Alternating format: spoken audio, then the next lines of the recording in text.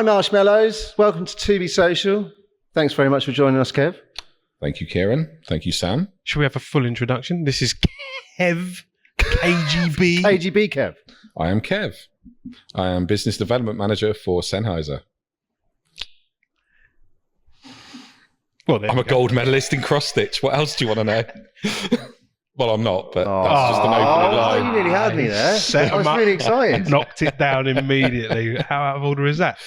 Welcome to the To Be Social podcast. It's really wonderful to welcome you as our guest today. I'll tell you why, because we've known each other for so blimmin' long, and what better way to tell the world what we do pretty much weekly, which is have a great conversation about all manner of different things. Today we're going to focus on plugging the air gap in the audio industry. However, we do have other varied topics of conversation which we won't go into now. However, this is a good point to introduce you properly and say, tell us a little bit about yourself, Kev. What's your journey? What's your story? Where shall I start? Well, I'd start at the start. Start at the beginning. I started way back in school that I wanted to work in this this industry that we're in, should I say. And I didn't know which area I wanted to go into. So I actually went through the education route to kind of work out what side of the business. I was a guitarist at the time and decide what I wanted to do. You still a guitarist? Because you said at the time like it was a past thing. Like, well, that was all I did. Yeah. I still play guitar just for, personal enjoyment, nothing more than that now. And I guess back then that was everything was my guitar. It was my release. It was, it was what I did, playing music to kind of I guess download my days, work out my frustration. I had quite a lot going on when I was younger. And did you write songs as well? No, not really. No, just played. No, just played. What was your favourite act? I was a Hendrix fan through and through. Oh. So anything Hendrix. My dad brought me up to know Jimi Hendrix, Eric Clapton, and that's kind of where it started really. And then Both of them weirdly played in Dereham. Oh, really? Yeah, Village Hall there. Interesting. Yeah, it was not really. But guitar-wise, does that make you a Strat man? Yes, I am a Fender Strat man. Yes. Yeah. And I've had my Strat since I was 13 years old. Same one? Yes. Ooh, that's some proper glad it still works. Nice little Japanese one. Well, it's not. It's full size, but it's not little. I was going to say, that would be class.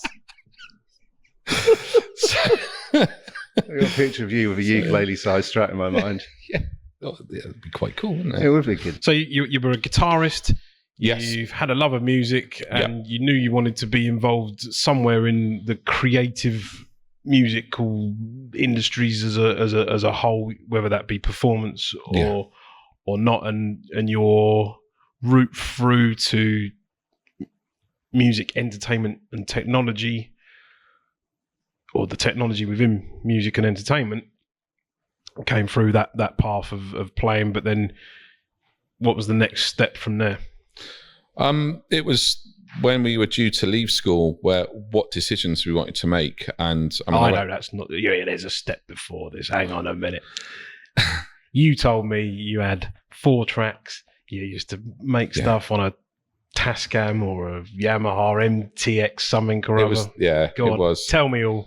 Well, it was the only thing we had at school. It was I grew up in South Bristol with I went to a state school, and our music department had a little Yamaha MTX. I think it was an MTX4 with 2 of the faders missing. So, with a pair of tweezers, you could get the 4 channels of faders working. But I just taught myself and I was fascinated on how you could multi-track record onto a tape and cassette tape. Yes, tapes. cassette. We have to confirm these things because people don't know about You this. may Cassettes are coming back in now, though, aren't they? Well, you might need to actually put a little bling picture of a cassette tape up on the thing. So take no the kids of today don't know. Over that. There we go. Got it. Mental. Absolutely amazing. So that was on cassette, and it was really. I thought it was great how I could just layer different guitar sounds or record a friend playing a drum kit with one microphone, whatever we could scrabble around, scrabble and sort of get together at the time. And that's where my sort of, I guess my passion to kind of came on the engineering side, the technical side of the music side of things. And I started to kind of think about recording studios. And back then we didn't have the internet. We didn't have the ability to just quickly search and be exposed to everything that everyone's exposed to nowadays. We've talked about on a previous episode. We're all kind of the same age. And it's that graduation into things before the internet was readily available with fingertip access to all information. Yeah. And Sam, we didn't, I mean, growing up until I was 11, I had a pretty, my mum and my dad were working and everything was good. But sadly, when I was 11, my mum got diagnosed with brain cancer and my dad had to give up work. And we literally, at that point, our lives changed. Yeah. I wouldn't say it got worse. It's just the things that you were used to weren't even available. So I couldn't go and buy a magazine. So I would find myself, trying to use my paper round money to get enough money to go into Bristol city centre, where the biggest WH Smith was. And I would spend 3-4 hours in WH Smith reading the magazines about recording and mixing and stuff like that. Future music, all the and I would just great be classic publications. Exactly, but because I couldn't afford to necessarily buy the magazine, I would go there and go in Smiths and read them and put them back on the shelves. Yeah, I mean, we have a very similar story of the things that you'd geek off about, like at 13, 14 years old. Most people are out there looking at FHM, and we're standing there looking at future music. I remember seeing this picture. You were probably looking at both. Copy of FHM in the front, future music in the back. Yeah, but totally. God, you know me too well. Yeah, but no, I just distinctively remember this picture of Pete Waterman in front of this massive mixing desk, and seeing it in the sort of centre spread of the magazine, and looking at all the controls behind and going, I'd love to see what that does. And from that point, twiddle those knobs and see what happens. Completely. Yes. Good and one. Have you found that desk? Have you been to the studio that no, you haven't. Do you know where it was? No. I can't remember. I just remember being wowed by the picture. So here's a challenge for our guests: is find the picture of Pete Waterman, Stockhaken and Waterman. No affiliations at all here, but find that desk. Find that picture on the front cover of what? Sound on Sound? No, it's in the centre spread. Centre spread of Sound on Sound, circa 1996, maybe 1997. Yeah, around then. Yeah, there we go. This is really playing it. Yeah. Can we find that picture? Find that desk. Find that studio. Let's get Kev to that desk. Let's have get me a copy of the magazine, even. I would love that. Wow, this is a real challenge.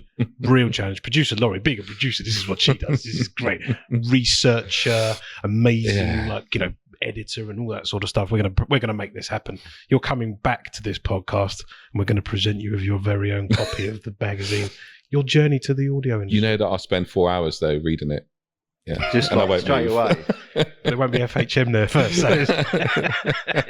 Does that still exist? That magazine? I don't know. Oh. So you've got your copies of Sound on Sound, centre page spread. You've seen Pete Waterman standing behind or in front of a huge Oxford Neve or something like that. Yeah, it was. Something massive. Yeah. And you've got a point where you want to get stuck into this. I want to know what that does. How did you then take that next step from WH Smiths? I formed a band at school. And what was the name of the band? Yeah, I was going to ask that. Oh, we didn't have a name. What? That's even better. No, we didn't have a name. We just played Oasis tracks, and it was great. And we formed a band basically, and then in the holidays we all saved our earnings, like our paper round money, and that to book a studio session at different studios to spend a day rehearsing there. And I kind of thought at that point that by hanging around and actually rehearsing during the day, I might get a glimpse of the control room, or I might get a glimpse of what goes on and what sort of people turn up. And that was the first studio that I went to was Mr. Grimm's recording studio in Hengrove in Bristol, which I think is now an Access to Music place from memory. Or it was, and it might be going back to privately owned studios. But I remember going there and absolutely loving it. Just like was in my element. There was Bristol bands like K-Passa that would rehearse there, and people like that, people who I heard around that were on the scene, and I just thought it was a cool place. And Bristol's still It's mega on the scene, yeah. Yeah, it's awesome. Still one of the best creative cities, I think, in the country, isn't it? Really, there's a lot going on still, isn't there? It's one of, it's very, very good. Hugely cosmopolitan vibe. Massive, like real diverse range of musical styles as well. And music meets art and all that sort of thing is quite big, you know. It's a cool city. And especially in sort of mid to late 90s, early noughties, that's a lot of happening there. You've got Massive Attack, Portishead. All of that. Yeah, Goldie, you know, there's Tricky. Tricky. I mean, like, this is, the list goes on of trip hoppers. Reef. Yeah, there we go. Just Yeah, get hands on band. that straight Do away. you know why they're called Reef? No. Because of their love for the band Free. Really? Yeah, Did not know that. there you go. Use All I know is that he lived in Cheddar. So Did he? Yeah, he did. Yeah. Well, there we go. On Awesome. that complete statement, we've been Gary Stringered up, haven't we? So cheesy. Oh, sorry. Dear, oh dear. So you've got into a studio. You've seen it all taking place. Yes. You're excited. Yep. Then what? Work experience time. 14 years old. Go and get your work experience for 2 weeks. Yep. Yeah. And I sent loads of letters off, and I had one back from Real World Studios in Peter Gable's studio in Box in Wiltshire. There we go. And they kindly said, yes, come and hang out in our studio for 2 weeks, and we will give you an insight as to what goes on. That's incredible. It's scary how similar our journey is. You know, I know. Well, very scary. and we have spoken about bits of this before. I just find it fascinating that in completely opposite ends of the country, that a very similar path of entry has taken place. You just need someone to take a chance, though, don't you? Give you that opportunity, and then you need to be in the right mindset to say yes to make it happen. Yeah, but the thing about like writing a letter, it's almost a mysterious, distant art now. People Yeah. Google how to do it. Well, But you don't you- need to. Well, no, I had a careers advisor that helped me at the time Yeah. with my. can you remember the National Record of Achievement we had your at school? NRA little Yeah, red I think I've still folder. got mine at home somewhere. Hey, But sounds good. which may have that letter in it, actually, thinking about it. So, I just remember the careers advisor, like, basically sitting down with me and saying, this is how you write the letter. And I'm like, yeah, but how do I get it to land? And them to go, yeah, we'll have you, Kev. You know, we'll take you, because they must get loads of people going in asking for work experience. And Were you asking those questions? I was asking You those was questions. yeah. And I was told at that point, and it still remains to this day on everything I do, and every young person, or even older people that are trying to get into our industry as well, but that they want to. And they said, if you're passionate enough in your letter, they will read it and they will feel it. If they can feel and hear your passion, that you really want that, they will give you a chance.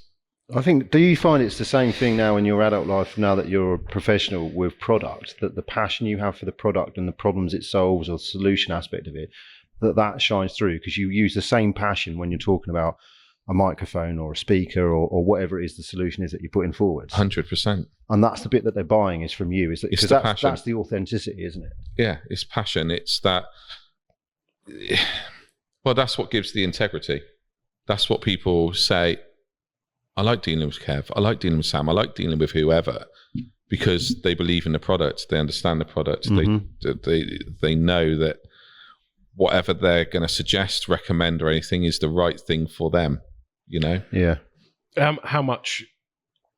Because obviously, what I've noticed is as you go through the journey of moving from being a student into being like a user of equipment and learning the craft, the physics, the fundamentals of engineering or applicational specific uses of different parts of the signal chain.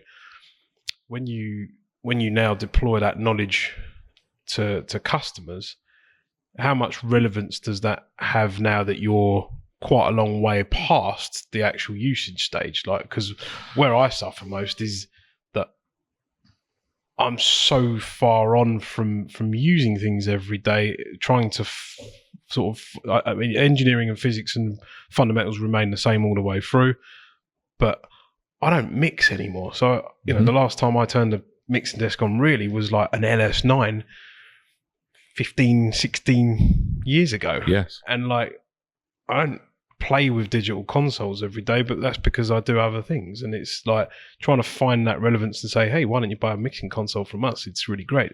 But why is it really great? And I mean, I don't do those demonstrations because I'm not the one who can give that information. But how far on from your usage do you think, you know, you are now to give that relevance in conversation?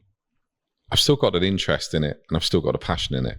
So I think to answer that, the best way that I would say, without giving away all my different tricks and everything, customers know what beware. you're like. No, but ask questions. That's my ethos. Is, you know, people love talking about themselves. People love talking. If they're successful and they've done something really good somewhere, people want to talk about that. You know, I like people to feel comfortable to talk to me about why they do something a particular way. And if I want to know what that button does on a mixing desk, or, you know, why they did that recording technique, I'll ask them. And they'll happily tell you. And they will happily tell me. Yeah. But listening is the key in that process. Exactly. And sales 101, listen. Yes. Yes. It's true. Yeah, but it is. Yeah, and it is. I think, you know, that transcends all sales, that successful sales people listen to their customers and react or give responses that complement that. Yeah. The response that they're receiving. And on the flip side of that as well, when you're working for an organization like I'm working for as well, you want that organization to be listening, because it's important in the chain that the feedback from the market, the feedback from everything else is being listened to create the future. Yeah, you need that continuous feedback loop though. Otherwise, you've got one product that doesn't move, and you're in your own little echo chamber completely. And then an industry can come and go, and you're still there thinking that you've got a business, but you don't. Yes. Yeah, but without that feedback, you haven't got any idea of where to go. Yeah. Or like, I mean, even on basics, on product design, you design something and you all sat in a room and think, we think this is amazing, isn't it? Yeah, that's all cool. We're super excited, but we all work for the firm. So let's put it out there. And then you put it out there and everyone's like, this is a pile of crap. But you don't know it's a pile of crap because you're not asking any more questions of how it was perceived. Or it might be amazing. So you can miss it on either end of it. Yeah. Mad, isn't it? Yeah, it's crazy. How has your role as a salesperson developed? Because I know what you do, but let's tell the world. How has it developed to incorporate that market feedback and into the manufacturing process? Well, I think it's best to start by saying I didn't actually ever want to work in sales. Mate. I know. Because you know what? My dad was a salesman when I was younger, growing up as for an electrical wholesaler, and I used to see the pressure that he had and the amount of traveling he did and everything. And yeah, I kind of thought, I want to do something cool. I don't want to be into sales. And I'm going to park that little nugget there because actually the area of sales that I'm in is cool. And actually looking back, the area of sales that my dad was in was probably cool to him because he probably had passion about electrical sockets and different types of cable. I don't know. So, because he did it for quite some time. How did you find that position graduated to that point? Okay, so I used to do a lot of corporate engineering, just wind the clock forward quite a bit. I ended up doing a lot of corporate events and sound engineering for that world. When you say corporate, are we talking about conferencing? Conferences. About weddings, funerals, bar mitzvahs? We're talking about conferences, posh weddings in marquees with a band. So they'd always have a band there. They'd always have 4 or 5 speakers throughout the day, pressurized, last minute, everyone changes their mind and changes how everything wants to be and you have to adapt. And yeah, I used to love it because for me, it was all about just keeping cool, keeping calm, getting the job done, delivering a good service. And I used to love doing that. But there was a chap at a particular conference that I'd done that basically said, "Do you know what? You're really good with us, as not just as an engineer, but you're really good at dealing with us." And I said, "Oh, thanks." And he said, "I know a company that sells all this equipment, and you'll be really good for them. You should consider it." And I'm like, "Oh, what do you want about?" So anyway, sort of parked that, and this guy sort of went away, and that was all fine. And then I ended up then sort of thinking about office jobs, because I think sales as office jobs. Well, I did. The normal world, getting up at 4 a.m. and I thought 2 hours, then unloading 2 truckloads of kit, and then setting it up all day, and then still there at 1 o'clock the next morning, packing the same 2 trucks back up again, and getting back home at 4 o'clock in the morning, and then realizing that the alarm's about to go off and you've got to do it all again. You've been selling the dream, the rock and roll lifestyle, and it's great, and it is really, really good. But is it sustainable? Is it right? Is it sustainable? Is it something that, winding the clock forward, I would want to be doing right now? And quite frankly, work-life balance is really important to me. And, with things that have happened in my life, certainly with my mum passing away at a younger age and everything, the work-life balance thing sort of really heavily sits in my head, So when I thought about this, I thought, should I work?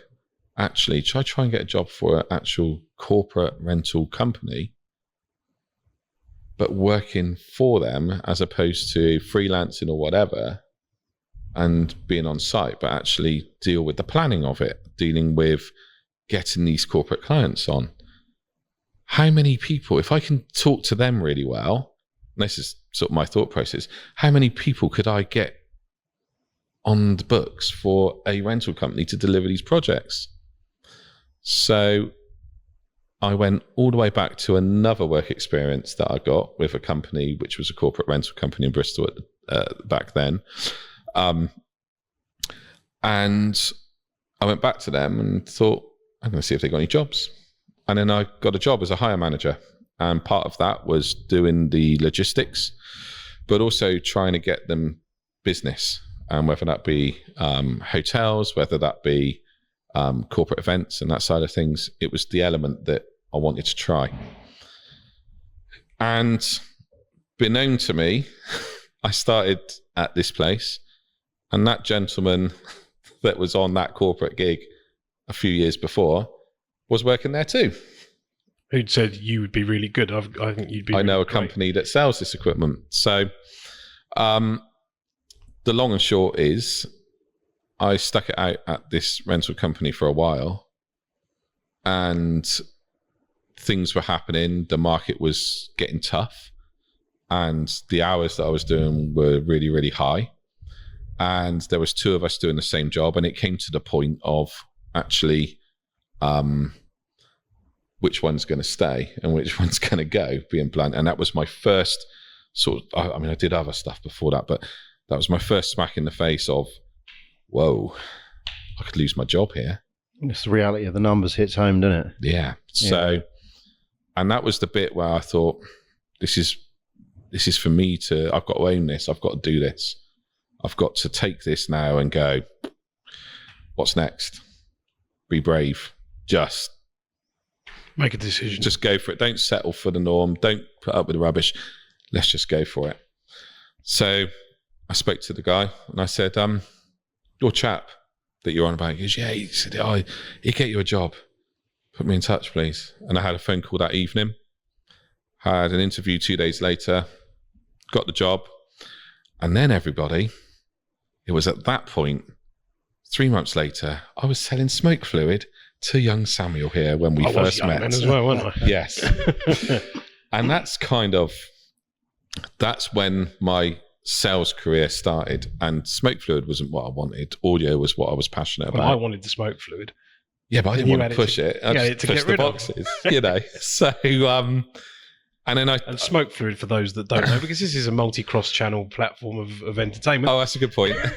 Smoke fluid isn't what you might not think vape it is. juice. No, this No. is for smoke machines used in entertainment lighting. There we go. Absolutely. Thank you very much. I like clarifying these things. Usually sold in boxes of 4. Well, it depends on who's buying and who's selling and what it is and how much. What deal they want, don't Hey, they, Sam? We won't go into that. No. But that's where my sales career probably, I would say, started. Where my, how can I word it? How my kind of enlightenment of how many companies and the diverse range of companies for our particular industry, the pro audio, lighting, sound, rigging, and that side of things, how many manufacturers, companies, distributors, resellers actually existed. Mm-hmm. And my passion for audio stayed, but my passion for sales ignited, and that's when I wanted to kind of learn more about that process. And that's where I would say my sales career really sort of started, was at that point, because that's when I became really hooked to know more. Do you find, and there are like 2 types of sales. We deal predominantly in project-led. Mm-hmm. Currently, we deal in project-led business. So a lot of that is spread out over a long period of time. There's a lot of back-end work that needs to go into creating those designs or support those projects from concept through to completion. Whereas in your earlier days, you were on a sales desk, almost doing it's the quick win, reactive. Yeah, we can beat that price. We can do this. We can supply that because we've got the stock, and it's a much more snappy environment. Which one do you prefer out of those 2? Project-led or snappy quick wins? Oh, I like them both. And actually, if I just Are you greedy? No. It's the dopamine hit. There's a reason that people enjoy doing what they do. And it's because you get a kick, don't you? A reward and gratification out of closing something, especially things that you've been working on for a long period of time. Or just like we're doing now, we're having a conversation about the last 15, 16 years. But actually, well, in fact, it's more than that, I reckon. It is. It's more than that. But I like the game is what I like. The game, but also the ability to interact with new people all the time. And, we've had a great day here today. We're recording at HYPRVSN, by the way. That's just because I don't think we referenced that at the beginning of this particular show. Terrible intro. I'd have done it better. Awful, but HYPRVSN. And we took 2B Social on tour into a different location just so we could variate the background and also start bringing in some really interesting people to talk to. And yeah, meeting new people every day, that's half the journey, surely. For you, for me, I'm pretty certain it's pretty similar there. Now it's the absolute best bit about my job. No question at all. Meeting new people. 100% agree with that. Yeah. Yep. Yeah. I would say meeting people, dealing with people, working people out, finding what ticks, building a relationship. Love it. It's definitely the thing. That's why we wanted to be social. Yes. For that exact reason, so that we could have these conversations with people in person.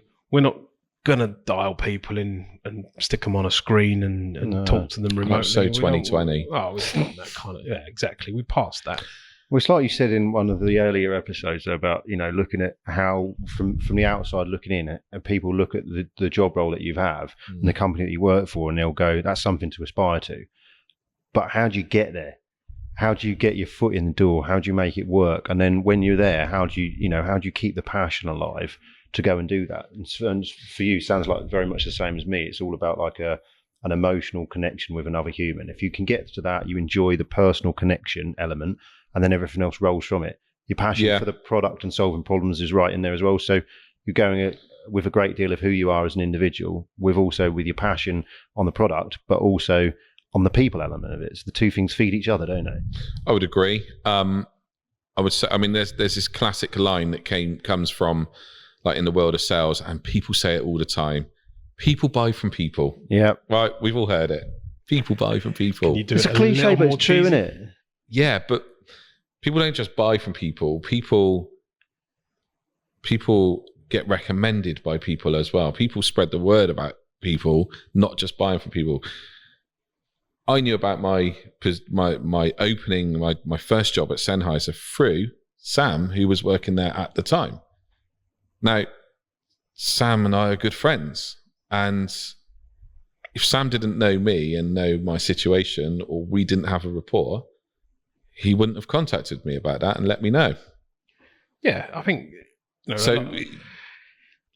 recruitment is a tough one. I think there's a lot of stigmas that get thrown into the mix in today's world, where there's a big shift towards things not being tied to individuals, networks, old boy clubs, things like, there's these sort of blanket statements that cover networks, friendships, and trust. And it's a really, it's very easy for employees to say, or people trying to break into an industry, oh, well, it's impossible to get into that industry because it's not what it's about who, which fundamentally has validity. It helps. It certainly does. But on the flip side of it, as people that have recommended others or given a lot of employment opportunities to people, there's partly a very good reason for that. And I talk about this a lot when we're talking about diversity in businesses, where it's very easy to say that there's no diversity. But when you go back to the actual beginnings of those companies, the first and every time, I'm pretty certain of this, other than when Sarah Cox was talking about this with me a few months ago, or in fact, it's nearly a year ago on the Production Futures stage at Plaza last year in London, where we had a bit of a diversity conversation. But diversity doesn't happen in companies because at the very beginning, the first person that people hire is generally someone that they know extremely well, who they can trust to represent them out in the world. They are representatives of who you are. And if you're then not in an area geographically where there's a diverse population to choose from, or the skills don't match up or whatever, that's why you end up with two mates, two blokes, two then stereotypically white middle-class males, or whatever is the normal term that gets bandied about. That's why it doesn't go into a diverse operation at the beginning, because the only thing that's important when you're starting out is trust. You're putting yourself, you're risking everything to get something going. It's not generally a conversational piece. I shouldn't employ my friend who I know can do a job and who I trust to represent me out in the world. He's not female, or he's not from a particular background or whatever. I shouldn't really do that because that doesn't make sense. And I don't want to get into a diversity conversation because this is. I think you just started one, mate. Yeah, but it's important. No, I can claw that back in. But it's important in the mix of talking about your path into an industry and where people feel like that there's no route in. Everyone wants the top job. They all want to be front of house, either doing sound or lighting or whatever for one big famous act that they know or like. Everyone's got that holy grail moment that they want to aspire to achieve to. When you don't go into selling audio equipment, it's just not a route that's obvious. You graduate towards it through various different activities and paths and experience, and then meeting people along the way. Oh, yeah, I'm looking for a different lifestyle. I don't want to, in 20 years' time, be stuck on the road, getting up at 5 a.m, living on a bus, listening to people snoring, whatever, or just never seeing my family. Those are important factors to consider. And it's easy for people to criticize that there's no obvious route in. But is it bad that there's no route in? Because if everyone could do it, then it wouldn't be exclusive either. Completely. And actually, when you told, you let me know about that job, you didn't get that job for me. The guy at the rental company didn't get that job for me. You provided a contact, and it's It was down an in. to us then. It wasn't nepotism. It was No. it was your actual talent that got you the job. Yeah, but it Yeah. was, and I didn't even know if I was ready for that. Well, it's the job marrying two here, things you know. together, But isn't it? There's a requirement in a business for someone to do something. It's not AI. It's not computers. It's people. Yeah. So there's an identification of skills or a service or something that needs to be fulfilled within that business. Then you've got to try and marry the two things together. You've got to find a person who you think can fulfill that, who's going to fit. And the most important thing out of all of it, no matter what it is, it's nothing to do with money. It's nothing to do with anything other than the culture of the business that you're moving into. Because if you choose to take that position on, the person that's recruiting is looking for someone that's going to fit within that culture. it's going to grow with it. They'll make you. They'll fit the budget to suit you, and there's a whole different conversation about salary banding and all sorts of stuff like that. I'm not even worried about that. No. Bringing people together and fulfilling roles. That's how the economy is going to grow. That's how the economy is going to stabilise if people carry on doing that. It's when Yeah. they stop doing that it goes a bit Pete Tong. Sorry, I've never said that in my life. You've said it now. Oh, mate. What's wrong with that? That's going to be an IB for orchestra. Anyway. I decided probably 15 years ago that I decided that I wanted to work at manufacturer level eventually. So I was working for resellers. I started a sales department within a rental company before I got my role here. And it was at that point that I decided I wanted to go to manufacturer level, and I wanted to explore everything to do with the manufacturer, because as a reseller at the time and a distributor before that, working for that, I had no influence or control over product, over where we were positioning in the market. And I think that was probably the bit that you wanted to come to with this, with what's out there when you get to certain levels. And for me, it just opened up that I remember walking in and 2 weeks later going, this world is brilliant. This is amazing. I have people sat there doing marketing, bringing a product, into the local market out there to kind of back up, to kind of give us an enthusiasm to sell. We have our customers, which are the most important thing. The customers which you're then, because your belief in a product and your belief in multiple products and your belief in the brand and your belief in them as a customer, you want them to go, yeah, okay then, so what's next? That's brilliant. What's next? And that's the thing. You always want that what's next.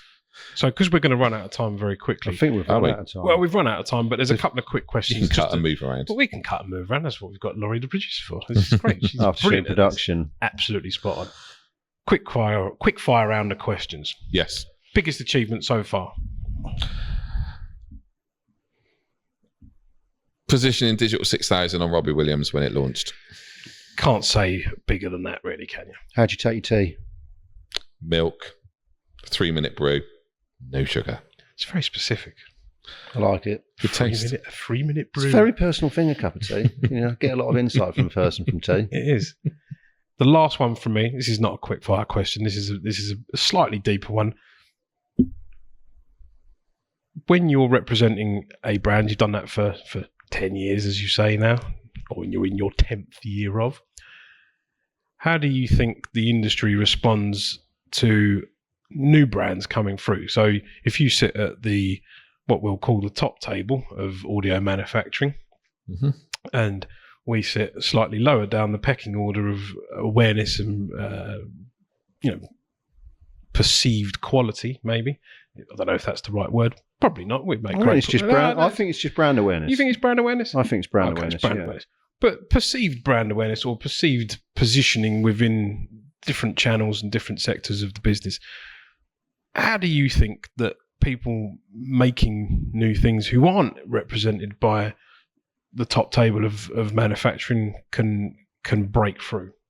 People are more open to try. When I say people, okay, the end user, the customer, the engineer, the artist, the production company, they are open to things more than ever before. Don't like the word competition because... Well, everyone makes good stuff. I think I think that's what I'm trying to say. Yeah, exactly. Everyone makes good stuff. There's no right or wrong in it's the use makes case, isn't it? anything Yes. better. Find the right thing for the end user, and then the solution is the solution. As long as you've got the end user and the client's brief at the forefront of your mind, it doesn't matter what you pick, does it? If it fits what their budgets and their specific user cases, that's the right thing for them, isn't it? Absolutely. And it's like, competition is as a manufacturer is all-time high that I've ever known it, to be honest, because the end users are open to trying new things. And if it works for them and it financially works for them and they're getting the support, they're getting the service, they're buying from the right person, however that's supported, there's a chance that products can break through. Anything you want to say to the guests watching this show, all of about 3 people? But, we've got to start somewhere. I would say explore the things like production futures. Be open to, if you want to travel, get in with a company that you can do. If you like numbers and you want to travel, our industry is really cool and gives opportunities for that. There's accountancy jobs, there's marketing jobs, there's sales jobs. There's so much involved with every kind of manufacturer of products within our industry, and it's certainly worth exploring. Definitely. There's niches within niches as well, isn't there? Definitely. Like, you can still take your passion and your bag to a company that does something super cool and interesting, or something that others would perceive as incredibly boring. Yes. But if you get off on it, you get off on it, don't you? Yeah, totally. So the recurring theme always that we come up with is that because we're lucky enough to be in a position that we love what we do, and we have done every day since we started doing it, and it's never been a chore, we're very lucky. And we can sit here and tell the world about the wonderful world in which we work and the different people that we come across and meet, and it's a fantastic business to be part of. We're going to say thank you very much, Kevin. Thank you, Sam. Thanks very much, Kevin. I haven't done anything. He winked again. They can't see it. I'm just like making you feel more and more uncomfortable. Did you get it on my reflection on my glasses? Oh, come on. That's a twitch. I've got Tourette's. Don't bring that up. You didn't tell me. Thanks very much for watching, listening. Really hope you enjoyed this week's show. We're going to be back soon with more fantastic guests. Kieran, say goodbye. Goodbye, Kieran. Kevin, say goodbye. Goodbye, everybody. Thank you very much. Don't forget to like, comment, share, subscribe, do everything you can. Spread the word. Make us famous. We want to be YouTube sensations. I don't. Don't you not? No, I mean, I love this. This is great fun, but I don't want to be a YouTube sensation. Oh, you want to be a YouTube marshmallow? Yeah, I'd rather be a marshmallow than a sensation. Influencer. No, that's boring. Who wants to influence anybody? You want to be an influencer? No. I think you've got too much responsibility. We already You know what I mean? influence. We do. We're I pioneers. prefer to be influenced. Yeah, me too. Yeah. It's more fun. Bye. Yeah.